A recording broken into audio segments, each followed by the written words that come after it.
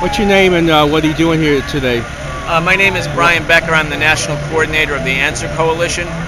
We're here today on the 7th anniversary of the start of the Iraq War to say bring all those troops home now. There's still 98,000 troops in Iraq.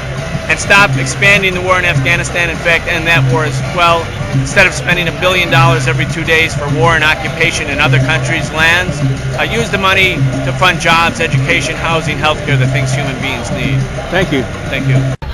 Well, it's time to take out another birthday! Sorry, we got another group of civilians! Sorry about that. $2,000 apiece!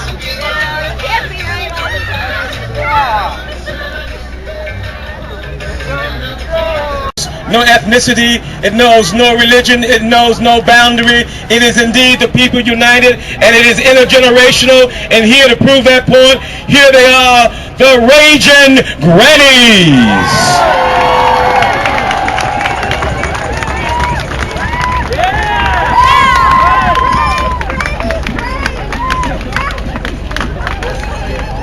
They say that no rally is official until the Raging Grannies sing. So, here we are from Florida, from Michigan, from New York, from New Jersey, and we'd like to dedicate our song today to our sister, beloved Granny D. Granny D!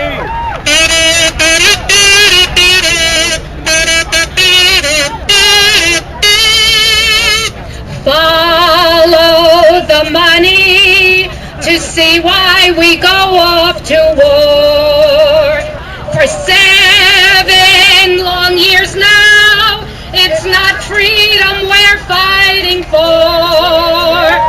Follow the money, it leads to those corporate whores. They've gone and bombed the Iraqis, so Halliburton can get more. Pfizer Spoke truth to power and has always stood up for that which is right. Please give a thunderous welcome to Ramsey Clark.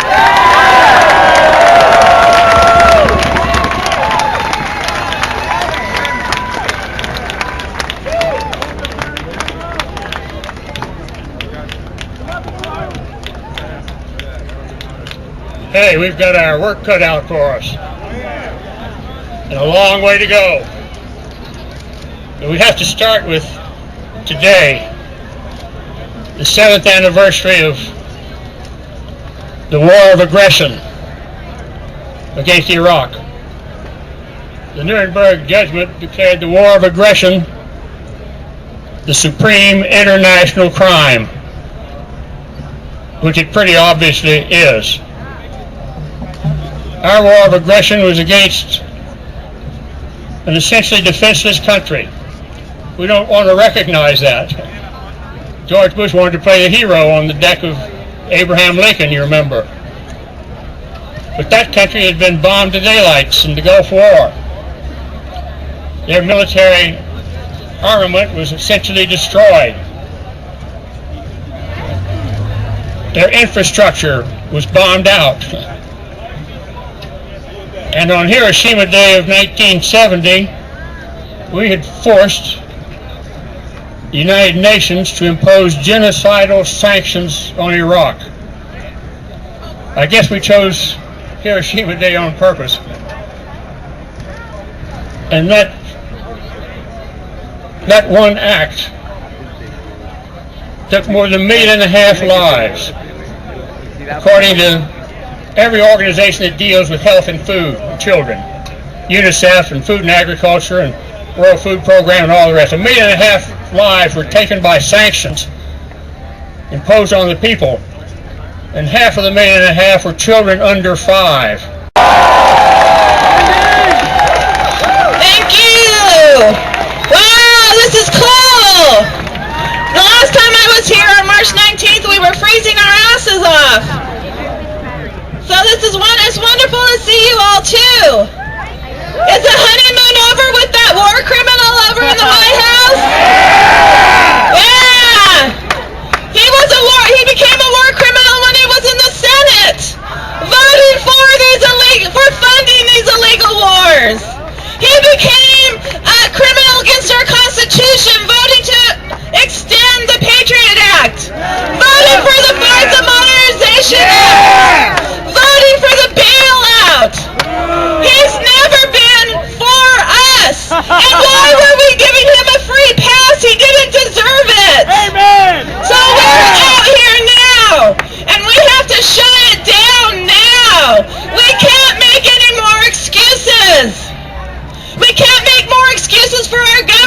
president. We can't make any more excuses for the president, no matter what party that president comes from. The Democrats and the Republicans are the war party. And we have to get that through our head. They're the war party.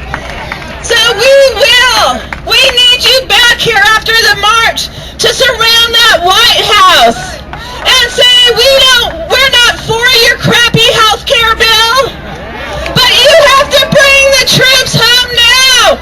We need the money for education and for jobs and for health care, not for these wars of empire. And it's great to see everybody. These are people that are camping with me across the street from the White House. And some of them. And it's great to be here on a Saturday. And it's great to see everybody. And it's great to feel energy. But we're not going to change real problems by marching on a Saturday and shaking our fist at empty buildings and going, you stupid buildings! If you don't change your ways, we're going to march by you again next year.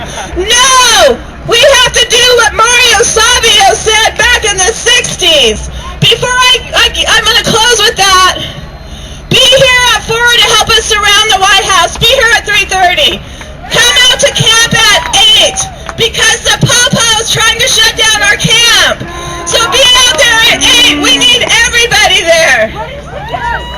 The camp is on 1600 Constitution. We're on Constitution and they're trying to take away our constitutional rights. That's bullshit. And it's not about the Democrats, it's not about the Republicans. It's not about partisan politics, it's about the machine. And Mario Savio said, there comes a time when the operation of the machine becomes so odious, makes you so sick at heart that you can't take part. You can't even passively take part. You've got to put your bodies upon the gears, and upon the levers, and upon the wheels, upon all the apparatus, and you have to make it stop. We have to make it stop. And you've got to indicate to the people who run it, to the people who own it, that unless you're free, the machine will be prevented from running at all. Thank you. Thank you.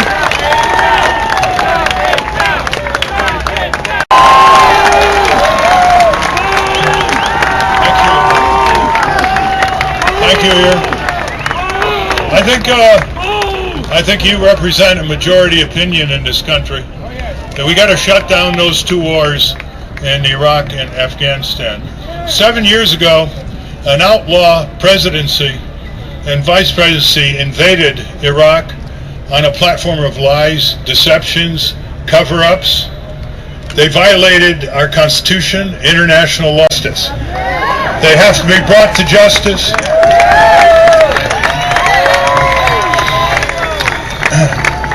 And there has to be a strong action in Congress to do that, as Ramsey Clark pointed out. What's the result?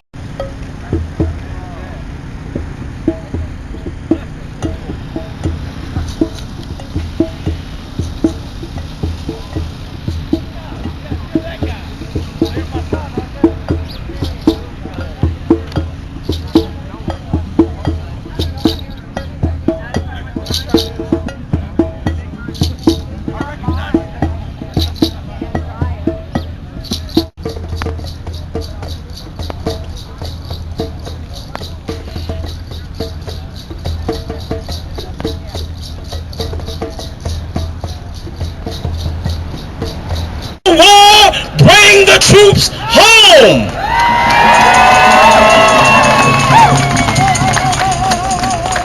So right now, we're going to begin our program. And we're going to ask our dear sister to come and introduce our first set of speakers.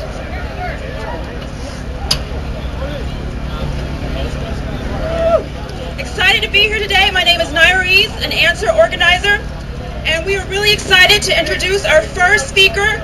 Please give a warm welcome for Lynn Jackson with Muslim Solidarity Community in Albany, Project Salam.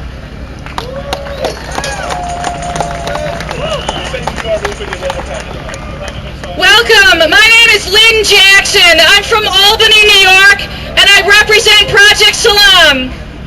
We are here today because the U.S. government is engaged in wars abroad against Muslims. In the same way at home, the U.S. government is engaged in an unjust campaign against innocent Muslims.